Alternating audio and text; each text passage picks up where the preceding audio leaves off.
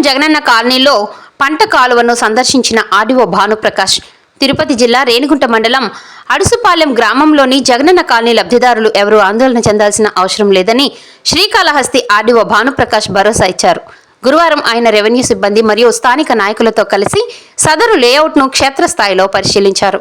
ఈ సందర్భంగా ఆర్డీఓ మాట్లాడుతూ కాలనీలో పంట కాలువ కారణంగా ప్లాట్లు కోల్పోతున్న 20 మంది లబ్ధిదారులను గుర్తించామని తెలియజేశారు. వీరికి ఎటువంటి అన్యాయమూ జరగకుండా వెంటనే మరొక చోట ప్రత్యామ్నాయంగా ఇంటి స్థలాలను కేటాయించడం జరుగుతుందని తెలియజేశారు. స్థలాల గుర్తింపు ప్రక్రియను వేగవంతం చేయాలని అధికారులను ఆదేశించారు. ఈ కార్యక్రమంలో డిప్యూటీ తహసీల్దార్ Shyam Prasad, mandal revenue inspector Jayakrishna, irrigation AE Nagaraju, mandal surveyor Karunakar, VRO Rammurthy, Telugudesam party నాయకులు సుబ్రహ్మణ్యం రెడ్డి తదితరులు పాల్గొని లబ్ధిదారులకు ఎదురవుతున్న ఇబ్బందులను అధికారుల దృష్టికి తీసుకెళ్లారు. బాధితులకు త్వరితగతిన న్యాయం చేయాలని వారు కోరారు.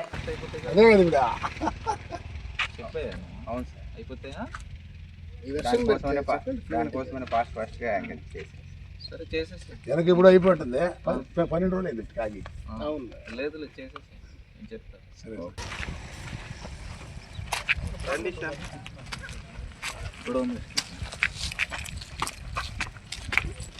ఎక్కడ చూడగలం బాబు, లోపల ఏమన్నా ఇప్పుడు